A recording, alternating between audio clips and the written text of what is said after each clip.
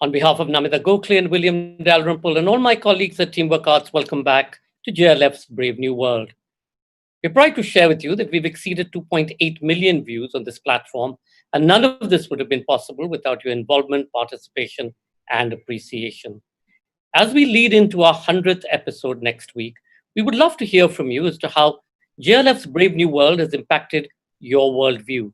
Please do post your videos on contact@teamworkarts.com or via WhatsApp on +91 989 1155 107 by this weekend.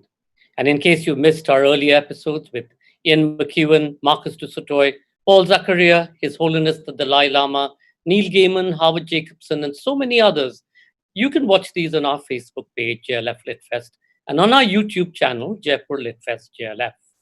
Our official radio partner is Red FM Bajate Raho.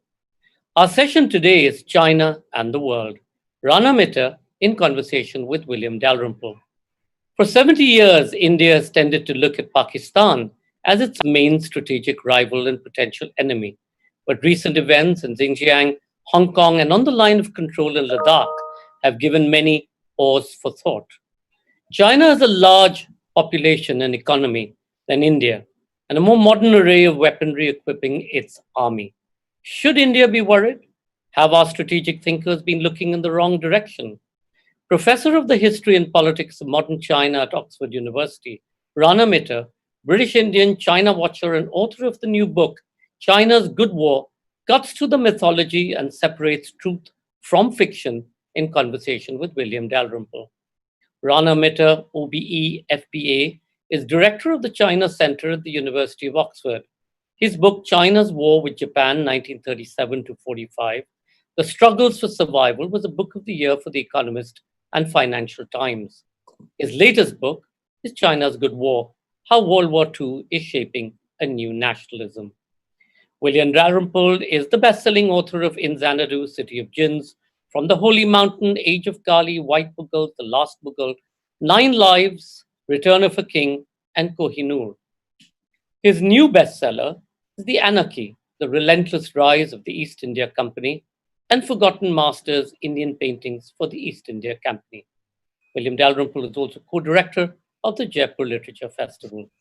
Please do remember to comment and ask questions by typing it into the comment section. And in case any of you drop off due to bandwidth issues, you can find us on our YouTube channel, Jaipur Litfest JLF. And of course, if any of us drop off, just hang in there and we'll be right back on Facebook. Ladies and gentlemen, China and the World. Rana Mitter in conversation with William Dalrymple.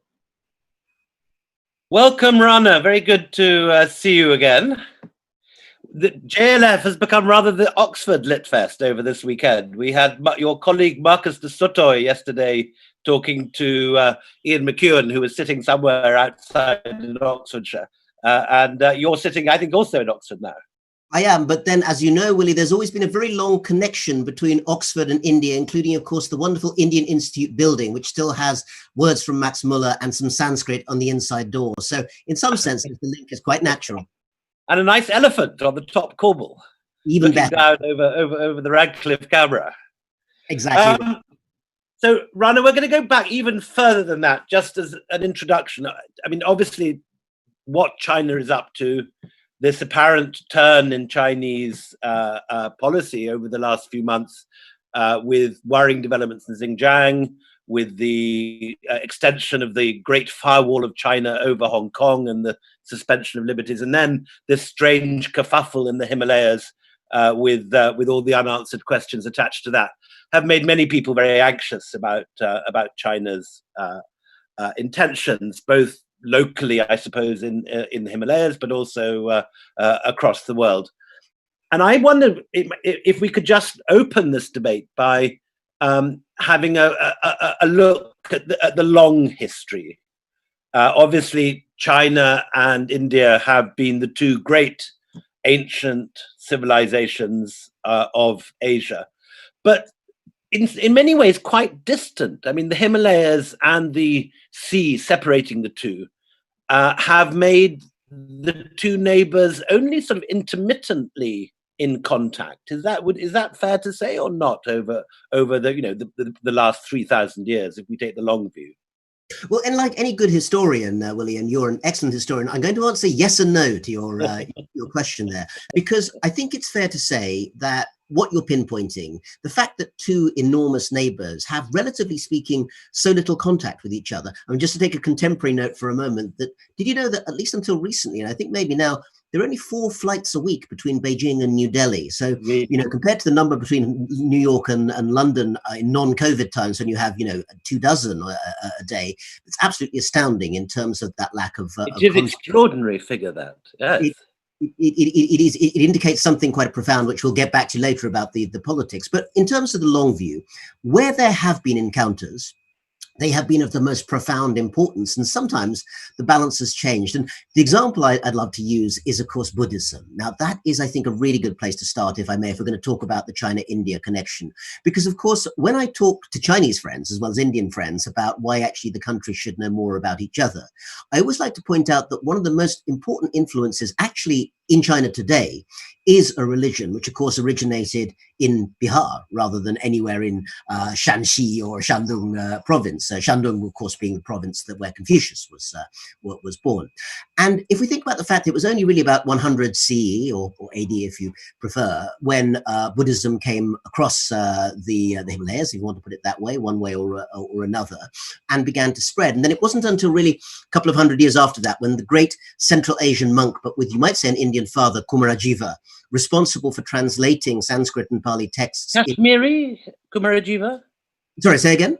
Kashmiri or from Central Asia? Strictly speaking, Central Asia. He came from what's now Kuchar, which of course is in Xinjiang province, a place which has. And he studied in Kashmir. He was sent off to Kashmir for studies. Yeah, that's right. He went to, and he was brought up by his mother, as indeed, oddly enough, was Confucius. So there's something obviously about religious, geniuses being, or at least ethical geniuses. Confucius was more of that, being brought up by the female side of the parentage. Maybe that there's something significant there. But of course, in terms of translating those very important Buddhist texts into what I think came out at something like 2 million Chinese characters worth of texts there. Of course, these texts are still the ones that Chinese Buddhists use. It started, or at least kick-started, a change which means that today there are millions of Buddhists in China. There are not millions of Buddhists in India. But if you wanted to find something that is both impeccably Chinese and, of course, very much Indian in origin, it is Buddhism, the religion to which hundreds and hundreds of millions of... If we could linger there just for a minute. Thinking about this period of Wanzang, when this Chinese monk comes over, famously through Afghanistan, and he says something which today sounds extraordinary. A Chinese monk says, men of good taste regard everything from India as being of excellence, or something like that. There's a phrase that and at this period in the early Tang, you have a brief moment when India is all the rage. People look on, start using terms like Chakravartin, and the Empress Wu even sees herself as a reincarnation of the Bodhisattva Maitreya, and brings in Indian monks to expound that theology. Look, in other words, using theology to cement her rule as a woman ruler. Well, that's absolutely right. The only thing I'd say is maybe not such a short moment, actually. I think in a sense it had quite a lasting effect. Let's just speak for a moment about the woman you've mentioned, because she's so fantastically interesting. She's a good story. Go tell her story. Yeah. She is amazing. She's an amazing person, incredibly vicious and ruthless, but then, so were most... Originally just the 5th concubine of the old Tang emperor. Yeah, but you've got to think about it as an imperial career ladder, I think, William. She started not at the bottom, but certainly at quite a lowly level at court, and she managed to strategize and murder her way to the very top position.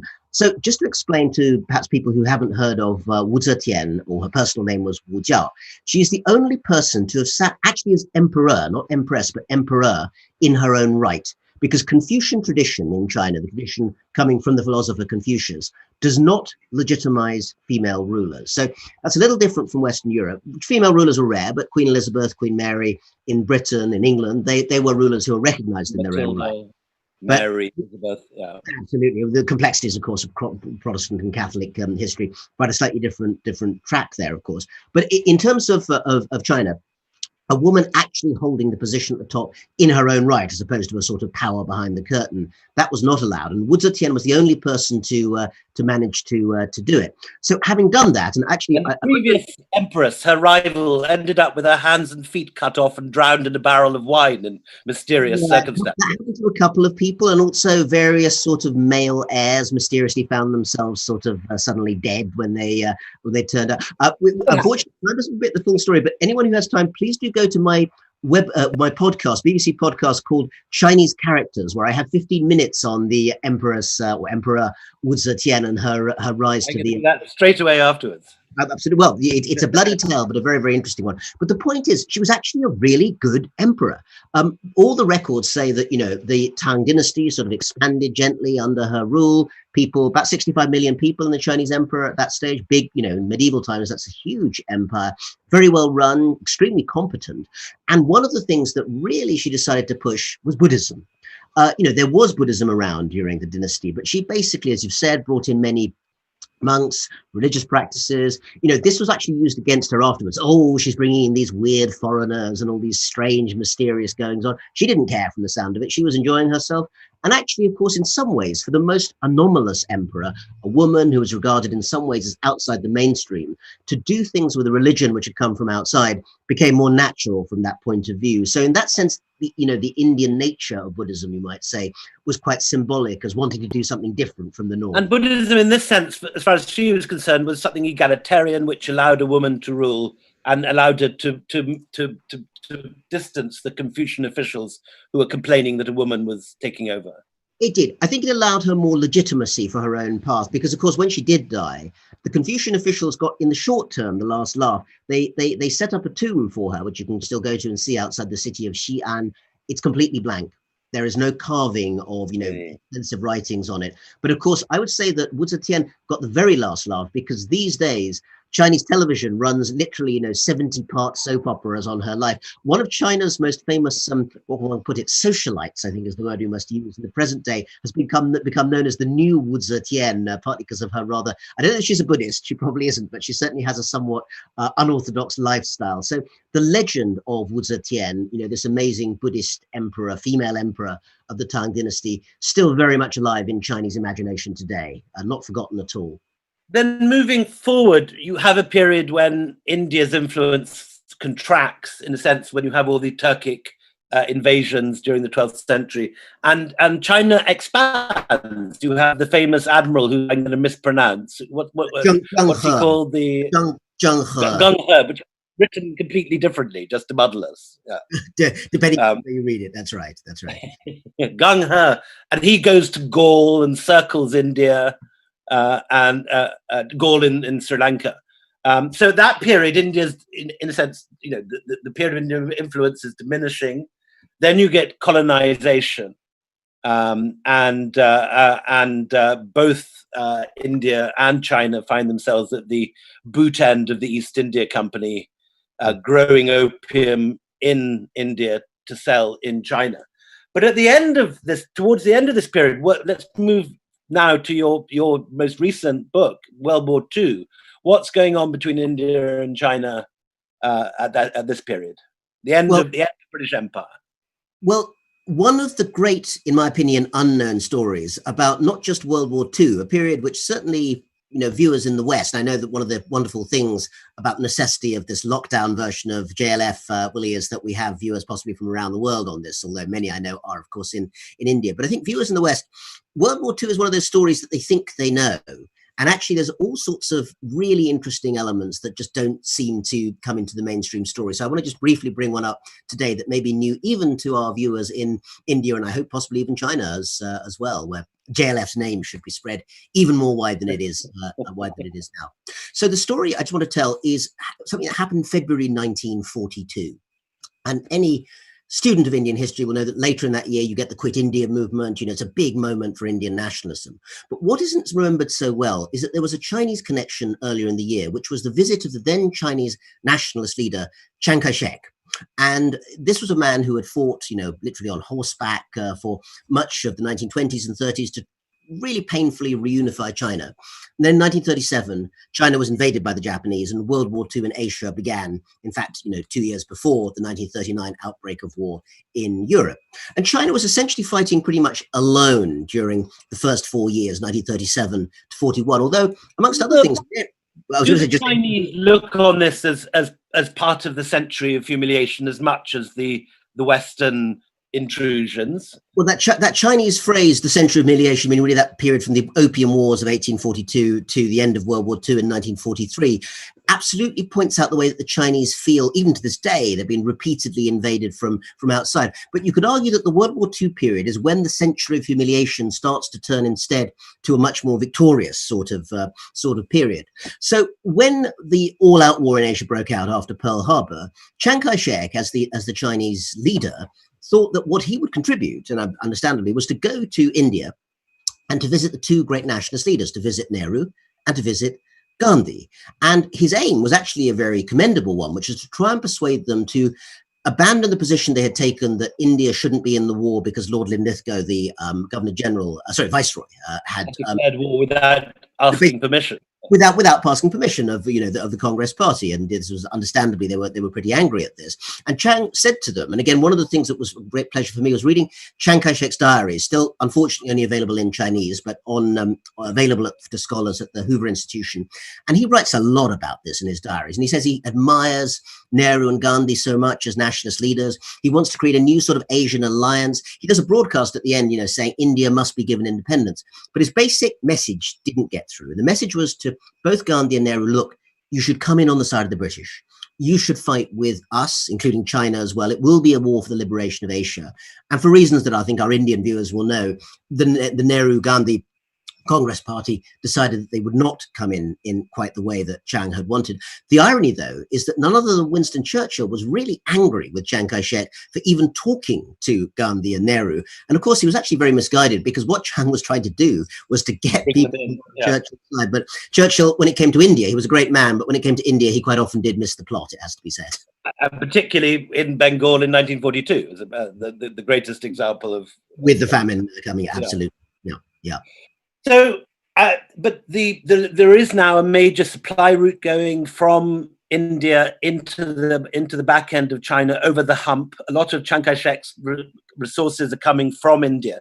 So, is there a beginning of a relationship now between Chiang Kai-shek and independent India, or 1947? What's going on in Nehru? Absolutely, no doubt about that. One of the things again that tends to be forgotten is that before Nehru and Mao, who we'll get to, I'm sure, shortly, became friends and then enemies, Nehru and Chiang Kai-shek were actually very close, and Nehru was a big supporter of China gaining its own autonomy, and Chiang was a huge supporter of independence for India. So they shared the same agenda. And in fact, you could say that the war in China was ultimately won on Indian backs, because the training for many Chinese troops was in a place in Bihar called Ramgarh, where actually tens of thousands of Chinese troops were shipped in after the fall of Burma. And they were trained mostly by Americans, in fact, but very much on Indian soil.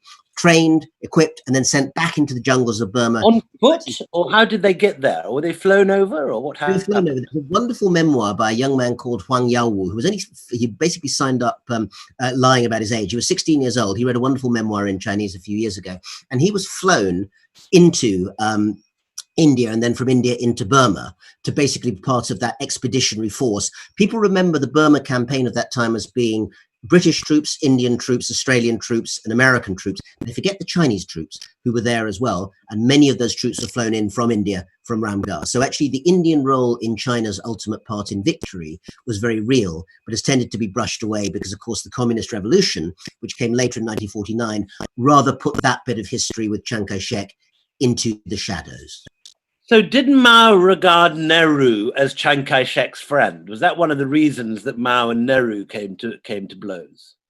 I don't think that was the original reason, although you'd be quite reasonable to think that that might be part of it. I think that essentially Mao regarded, you might say, the rivalry between independent India and post-revolutionary China, post-1949 communist China, really had its seeds very early on, because essentially both leaders, Nehru and Mao, regarded themselves as aspirant leaders of Asia. they were both people who regarded that, they were free countries. They were going to lead this non-Western bloc or idea. And actually, Nehru, of course, as we know, had these ideas about cooperation, about peaceful coexistence, about basically calling it the non-aligned movement, of course, as it became. Indi, Chini, bye-bye and all that stuff. Bye-bye, all of that. Whereas, of course, Mao wanted something very different. He wanted a genuinely revolutionary communist wave to sweep through Asia and basically take over. So at some level, even though the two sides were friendly, there's a wonderful book by the scholar Arnab Ghosh at Harvard, just published, called Making It Count, which is about something that sounds as if it might be rather niche, but actually is fascinating, which was Indian and Chinese statisticians working together in that first decade of the 1950s, because they were swapping all sorts of information on agriculture and how you make national economies grow. And so the communist Chinese and the newly independent Indians actually thought they had a lot to learn from each other in that first decade of the 1950s. And it was quite a fruitful relationship, even though one country was socialist but democratic and one was communist, before, of course, things went wrong famously in 1962. So just before 1962, let's have the arrival of the Dalai Lama. Yes. So what date is that? So that is 1959, and that is a moment, obviously, that continues to this day to shape the relationship between the two countries. So Tibet, which had always had strong Chinese influence, but had essentially been pretty much autonomous through much of the early 20th century, was essentially retaken by the Chinese communist troops in 1950, just a year or so after the revolution on the mainland. And for about a decade, there was a very uneasy relationship. The Chinese were there, very much in control. They, of course, claimed then and would claim now that they never actually lost control. It just had become loosened in the early 20th century. But the Dalai Lama was able just about to live with it. But then essentially uprisings and other protests made the Dalai Lama feel that, or his followers as well, feel that he might not, be around too long, or he might disappear into a prison if he stayed there. So he basically escaped into India. And the whole of Lhasa surrounds his palace, and he then escapes, surrounded by monks. Yes, exactly. The sort of train of people make their way across into India, ultimately to Dharamsala, where of course that community in exile still exists today. And that, of course, became a point of huge contention between China and India, because China regarded this as essentially a political opponent of the Chinese government being given shelter by the Indians, and the Indians regarded, of course, as a huge oppression of a figure who they greatly admired and to whom they were giving shelter. So there was a complete separation of viewpoints on that question. Was that the thing that led directly to the 1962 war? Not as such, although I think it fueled the dispute, it has to be said. Essentially, the 1962 war was a border war. So, and again, there's a sort of very contemporary echo to this, in which both sides, to this day, I think, maintained that they were right. But essentially, it was about that still very unresolved line of control in the Himalayas, which of course is not marked by any kind of neat river or mountain or something that can actually make that division point clear. And the kind of what the Chinese called moca, which is friction between the two sides, had been bubbling up certainly for years in the 1950s. But 1962 marks the moment when, in the Chinese view, the Indians finally moved across the line of control, and the Chinese wanted basically to push back really, really hard to indicate that there was no way they would allow this. Feeling on their part, of course, very vulnerable, because we might remember that 1962 is the very last year in China of an appalling event, the Great Leap Forward, this supposed economic experiment, which actually ended up starving to death tens of millions of Chinese because of domestic policies pursued by the party. So they were feeling very vulnerable, and anything happening from outside, they saw at that moment as an attempt to push the regime finally over the edge. And that's one thing that I think... Were there any incidents like we had this summer leading up to 1962? Were the border guards scuffling in high Himalayan passes and things, or is it not feel like that? There were always some scuffles between the two sides, but up to 1962, I think it's fair to say that both sides, and I think the Indian side certainly expected that these were, passing squalls. These were not necessarily indications of a fundamental problem with what was going on at the place. After 1962, on the Indian side, I mean, as you know, anyone who knows any history in India will tell you that 62 remains this huge scar on military memory. And I've talked to many veterans of Indian forces who talk about it to this day. It's worth noting the Chinese don't really see it that way. It is, of course, known about by specialists in China, but 1962 is not a date that has huge resonance, partly because, of course, the number of deaths, into the thousands was tragic. But compared to some of the devastation that China has caused to itself during that period, the Cultural Revolution, the Great Leap Forward, this was actually a really relatively small border dispute. As existential. To a certain extent is true in India too, because India is constantly facing Pakistan as its enemy. And all the troops, all the movies, all the rhetoric, all the political action is about scuffles with Pakistan and the ups and downs of that relationship. And you get the impression that the Indian army is far more focused, and Indian strategy is far more focused on that border. I'm enjoying your cat walking in. This is a nice addition. The joy of lockdown festivals and other things. Maddie the cat has decided that she wants to blackmail me into feeding her, which is not going to happen until well after this discussion is over. But then after all, we know that many of the great Mughal figures, I think, had cats going around in their courtyards. So hopefully we can try and get some of that glamour with Maddie around here. Anyway, sorry, but So the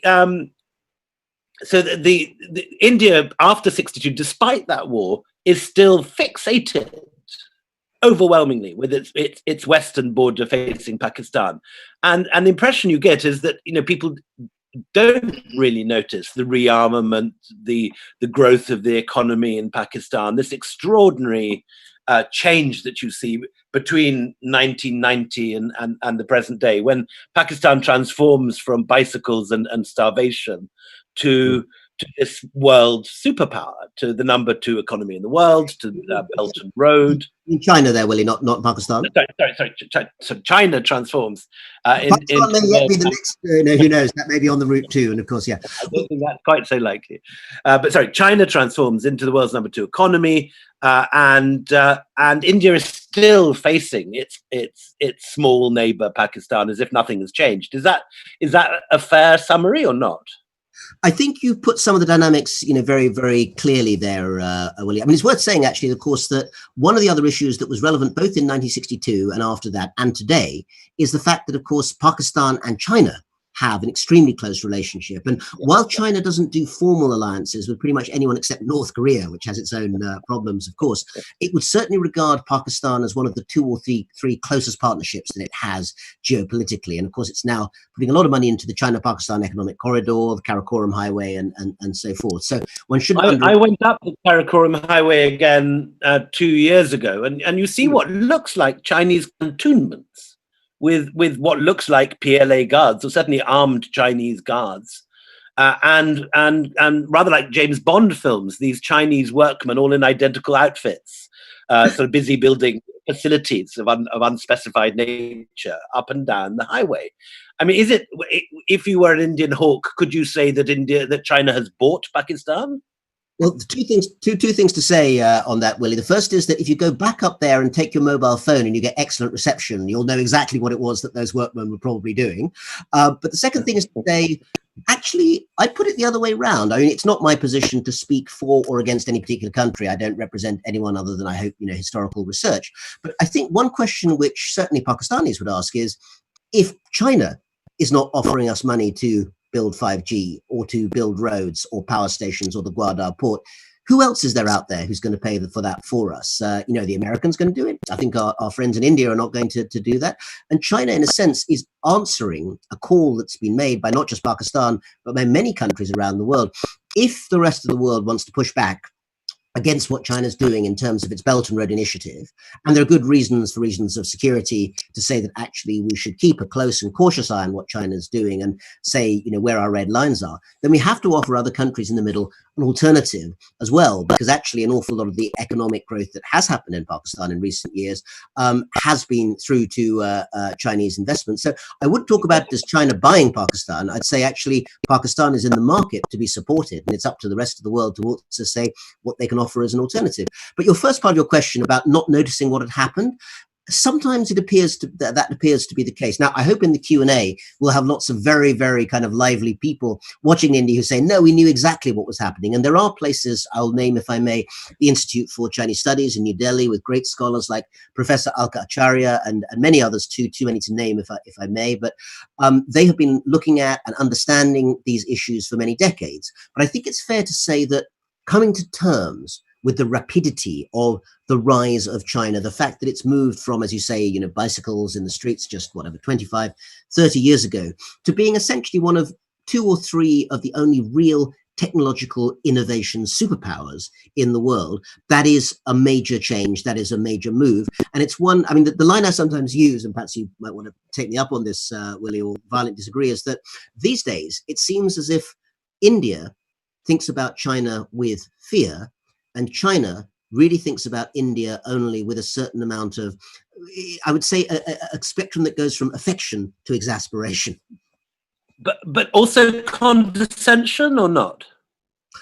Yes and no. I think actually there's more respect for India in certain ways than is sometimes realized in India itself on the Chinese part. First of all, for the history. I mean, we've talked about Buddhism before, and actually, whenever I ask Chinese friends often, when you think of India, what do you think of? The Buddha, and in Buddhism actually is very much part of that mix. And there is a recognition also of the independence struggle. Nehru, or Nehru, is a admired character. But I think in general at the moment, there is in the end the battle of the numbers, you might say. So authoritarian China, $10,000 per capita GDP. Democratic India, 4,500. Autocratic India, literacy rate, including women, 95%. India, moment hovering, I think, about 75%. So this is basically the way in which, Say that again, Rana. Again, you did what I did. You muddled. You said it in Indian. Sorry, yes, the other way. Autocratic China.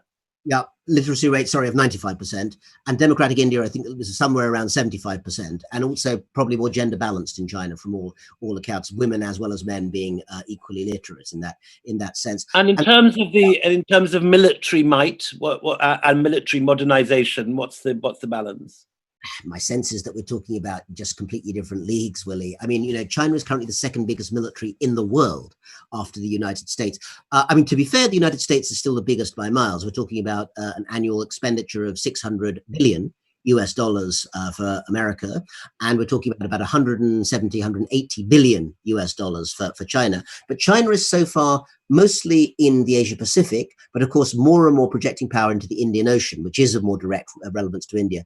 So my sense is that having been a country which geopolitically, and this is rather admirable in some ways, India has not sought to project its power in a coercive way, certainly not across the globe. It's looked more to soft power, Bollywood and so forth. My sense is that now there's more discussion again of that slightly sort of lukewarm idea of the Quad. In other words, that the US, India, Japan, and Australia might be getting their naval resources together to think about, is that a way to basically confront China, or at least to try and deal with the growing sense. We mentioned Gauda before. Do you just want to say, because I think many Indians don't know about it, the whole notion of the string of pearls? What's going on? The surrounding of India with these deep water ports in Trinco and Gauda. Again, should India be worried? Are the big Chinese battle bases primed to be turned against India? Well, basically, at the moment, I mean, this term string of pearls has been used to basically describe increasing Chinese financial and security influence in countries surrounding India. So that would be Pakistan, Bangladesh, and others. Also, Southeast Asia. Burma too, yeah. Myanmar and Thailand would, to some extent, be amongst those. But actually, I'd say that one of the most interesting ways to think about this, to move on a little bit from the string of pearls and look at the Indian Ocean, because I want to add in one place that we haven't yet mentioned. That's Djibouti, very small state in the Horn of Africa, where China has its first overseas naval base.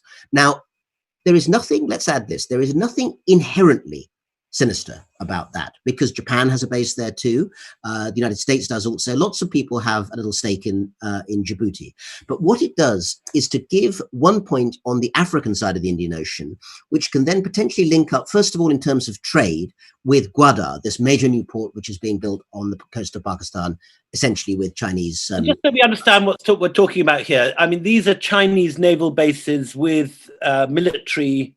I mean, for example, are the Pakistani army allowed into into Guada or not?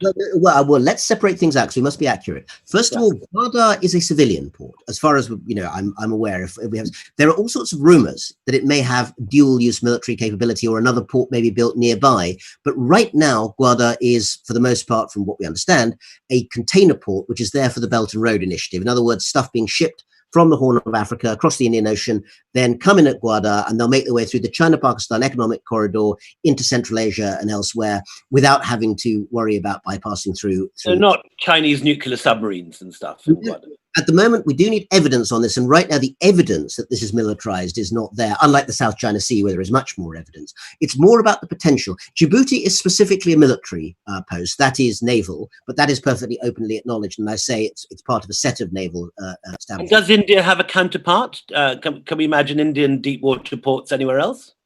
That is a very good question. And I think one of the things that we don't yet know, although there seems to be a lot more discussion about it now, is how far and how fast India would actually like to expand its presence within the Indian Ocean. I mean, one area that you might want to talk about in this context is the Maldives, a country which, has traditionally been under broadly Indian influence.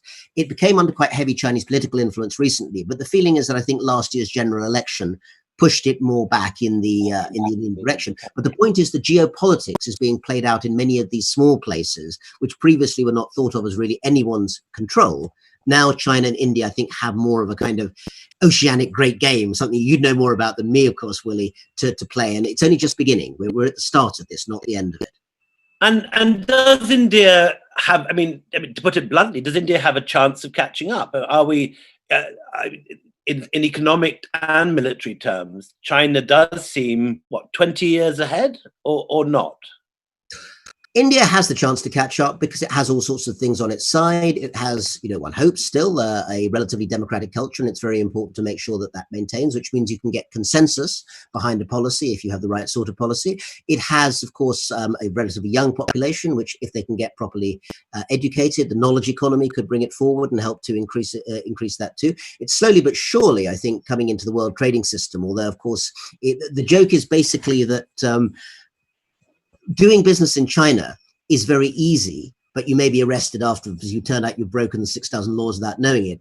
In India, the red tape means you'll never get to actually break the law in the first place. And that question of whether or not India is able to actually unleash its economic advantages is a debate that, it's been going on for 25 years or more, ever since Narasimha Rao's reforms. And, Prime Minister Modi's talk about opening up India's economy has been exciting to many people, but the reality is still a long way behind. India is not a China in the making at the moment. Retrospective taxes to Vodafone and so on have put off other companies. Whatever it might be. China is not always the world's easiest business environment, but to be fair, if you can, as the Chinese put it, xia, which means literally jumping into the sea, if you can get into the entrepreneurial side of things, then you can make a lot of money and expand. And the fact that China has companies like Huawei, Alibaba, Tencent, and really, although they're a great Indian TikTok. Infosys, TikTok, absolutely, just banned in India, of course. But, there are companies like Infosys and others that, operate in some of that space in India. But let's be honest, we're not talking about an exact comparison at the moment. So we're running out of time and we have got questions. But so just, in a sense, to bring it all together, we've seen the Uyghurs being rounded up into camps, women having their hair shaved and sold as wigs. We've seen Hong Kong have its liberties restricted and the Great Firewall extend over it. The same year, we've seen the scuffles in the Himalayas and road building programs in the back of Bhutan and Arunachal. Yeah. Just the final and most important question, should we be worried? Is China turning aggressive? Is all this preparation of Belt and Road and strings of pearls now leading to a new phase of Chinese assertiveness? I think China is becoming more assertive. Again, on all these things, we have to be careful and nuanced, because I think there are many things, including what's happening in Hong Kong and so forth, as you mentioned, that we really need to say, look, this does not accord with, for instance, the joint declaration signed in 1984 between the British and the Chinese. But there is a difference. And which the British have done nothing to defend. They've just sat there smiling happily as China has Well, to be absolutely fair, Willie, I know, what everyone thinks of the current government, there'll be different views. They've offered up to 3 million Hong Kong residents British national passports and residence rights in the UK with a path to citizenship. And actually, to be fair, that's a more generous gesture than many expected them to make. So one should give full credit for that. But in general, general, you're right that it's fair to say that, you know, Hong Kong hasn't been front of British minds. But getting back to the question again of what we should expect from China, it is worth noting at the moment, the areas where China is being most assertive, and it's being very assertive and confrontational, are to do with areas that it considers to be its own backyard. So Taiwan, Xinjiang, Hong Kong. Now, the rest of the world can take a different view, and I think it's perfectly legitimate to tell China when we don't like what's going on there. But that is a different issue from basically what happens in the Middle East or in South Asia and elsewhere. And so far, it might change, but so far, I don't think you can definitively show that in South Asia, in the Indian Ocean, what's happening with China is the first phase of a new plan to try and invade the rest of the world. I mean, that leads to a sort of heightening of hysteria, some of which I see in Washington, D.C. right now, which I do find very disturbing, you know, the kind of language of potential new Cold War. We have to absolutely call out China on, you know, human rights and territorial issues, including South China Sea, where we think they're getting it very wrong. But we mustn't lump everything into one big monolithic explanation, because then the Chinese will not respect what we have to say and respond as we want them to do. So we must move on to audience questions now. And the first one is a very good question from Ria, saying, do you believe China's sensitivity towards their territories has a lot to do with the years of trauma, with the century of humiliation and the Opium Wars and so on? I think, Ria, thanks for a great question. It absolutely has everything to do with that. India can understand this, I think, as a country that was colonized, as written about wonderfully in your books, Willie, for more than 200 years. But I think it's fair to say that, in a sense, China, in some ways, almost had it worse in some ways, because rather than having one defined enemy to, or not enemy, perhaps I should say, opponent, perhaps is the better way to think of the British in India, since they remain greatly beloved now that they've, of course, relinquished control. But the Chinese, of course, are coping with the British. The British turn up and start selling opium. The French come and help burn down the Summer Palace. The Japanese turn up and steal bits of Manchuria. The Russians, everyone's basically taking chunks out of China. And the expression of the time that China was being sliced up like a melon was very, very hard felt. That's one of the reasons why, and you kindly mentioned my new book, China's Good War, which will be available in India very, very shortly. In fact, I'm glad to say, is about China basically using its own social memory of the Second World War as a time when it fought the Japanese and finally won against a foreign power. That was really important to them, because being invaded the whole time and always losing was a huge trauma. Winning against the Japanese in 1945 was a big deal, which is still remembered very, very positively today. And it did something. In the same way the Pakistan wars are important in India. I would say that in a sense that kind of exactly social memory is very important in the same sort of way. It does a sort of psychological morale lifting. But that memory in China of the century of humiliation still very much there today, and important in understanding why China is so often so defensive and so confrontational. It doesn't mean we should excuse it. It does mean we should use history to interpret it and then be able to speak back about it. We have a question from Nilanjana, who says, what sparked your interest in Chinese history? Here you, a nice Indian boy, getting all interested in China. What happened? Well, thanks very much. And I've often thought about this question myself on many occasions. I think actually, if I may, I have to give tribute on this to my parents, my father and my late mother. Parta, the famous art historian Parta Mitter, whose books on Indian history, everyone should read.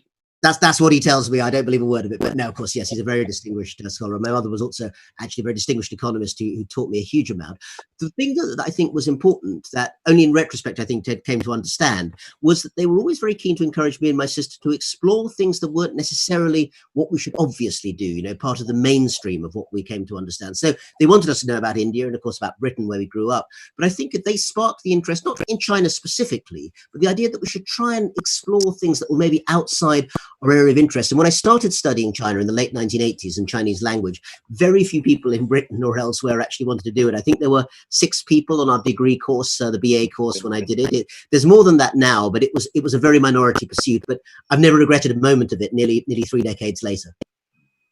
And looking forward now, what do you think India's response should be to these border incursions? Using your knowledge of both countries, what would you advise the government to? How would you react if people were coming towards you with barbed wire clubs and beating up your Jawans on the border?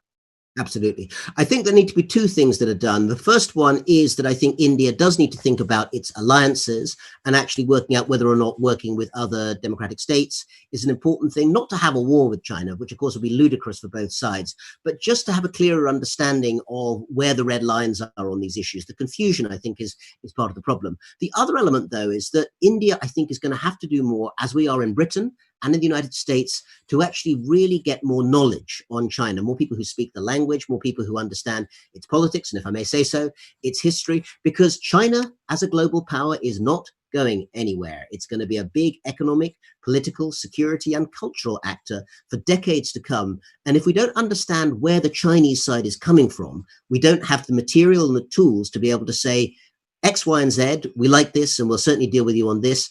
And A, B, and C, we don't like that. And that's where we're going to have to come back at you. We need to be able to speak to them in a frank, friendly, and confident manner.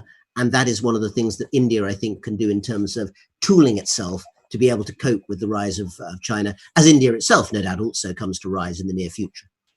I recently had the privilege of addressing the Indian Eastern Command of the Army in Fort William in Calcutta.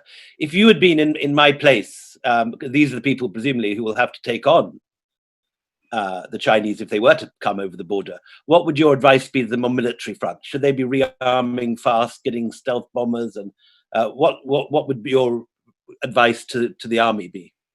My advice would actually be one that they may actually already encountered from the great Chinese military strategist Sun Tzu, the author of Bing Fa, the Art of War.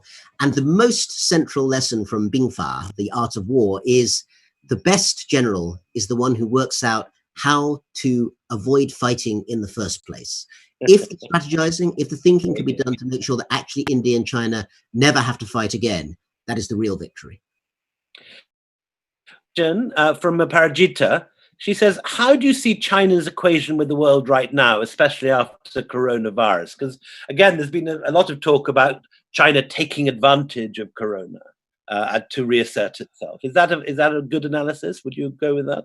It's a sharp analysis, but I'd say that actually it's changing almost by the day as well, because I'd say that to summarize it, what has happened in the last few months is that at home, Xi Jinping's China has become actually, I think, probably more consolidated. They've taken advantage of the pandemic to use technology to control the virus, but also to give the general population, actually, I think, quite genuinely held belief that China's done pretty well in controlling the disease. So at home, I think the leadership's position is quite safe in that sense. Internationally, I think that it's been quite damaging. The initial period in which it looked as if China was going to be able to, use it, I think, to push its advantage in the world, is receiving a lot of very heavy resistance because of the so-called wolf warrior diplomacy, this very confrontational language that's being used about China has nothing to answer for, the rest of the world needs to kind of get with the program or be quiet.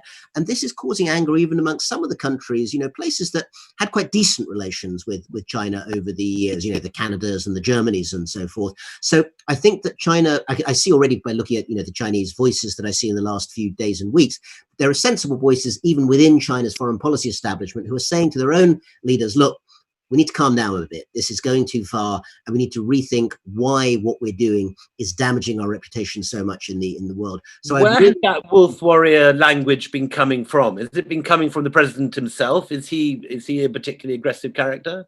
It's coming, I think, largely from people within the Ministry of Foreign Affairs who actually are looking more than to carry out a diplomatic aim to basically get their social media platforms getting as many kind of hits as possible. Every time one of the foreign ministry spokespeople like Zhao Lijian says something very, very confrontational, he'll get like 500,000 people saying fantastic on Weibo, the Chinese equivalent of Twitter. And I think the fact that so much foreign policy publicly has been actually focused at stoking nationalism at home rather than doing diplomacy abroad, that is part of the problem. So is our beloved Prime Minister's TikTok diplomacy a suitable response to this social media war? I'm not a huge fan of banning things, I have to say, Willie. And I think if there are security issues in many of these things, then you can do things with software to try and make sure that they get protected. And I've seen work on TikTok in particular that suggests that certain fixes can stop it from being, at its worst, a very, very leaky and problematic app in terms of leaking your data, to one that can be more secure. I think in the end, though, the question comes up more: why is it that China is in a position to produce all this technology that the rest of the world wants? You know, if Huawei, TikTok, all of these various things were not so popular or producing such high quality material, then the rest of the world would have less of a problem. So I think getting to the root question, of which India should have some really interesting answers as an innovation society, could be an important next development. Rana Mitter, thank you very much indeed. It was a fantastic session. Amazing, wonderful, great spread of knowledge over 3,000 years. Fantastic. It's a pleasure to be here with you, William. Always pleasure to be at your wonderful JLF. Thank you, Rana. Thank you. Thank you, Rana. Thank you, William. That was absolutely incredible. And Rana, you're absolutely right. There aren't enough Chinese experts in India, barring former foreign secretaries or ambassadors. Barring that, your son a black belt, Sanjoy? Hasn't he just taken on the Chinese? But he's more Filipino, whatever, knife throwing technique more than anything else. So we can't put him in. That sounds useful too. We do need much more to understand why it's so important, why China feels space is so vital and important. But thank you both for that brilliant conversation and such huge insights. And thank you all for being such a wonderful audience. And of course, our official radio partners, Red FM, Bajate Raho. We hope you enjoyed the conversation and will log back at 8:30 p.m. for our next session, Textiles, the Fabric of Memory, Ritu Kumar and Himanshu Vardhan in conversation with Supriya Dravid, a session evoking textile narratives, the stories they tell, and the memories they hold with celebrated designer Ritu Kumar and Managing Director of Etsy India, Himanshu Vardhan. This is at 8:30 p.m. at Indian Standard Time, presented by Etsy. See you soon.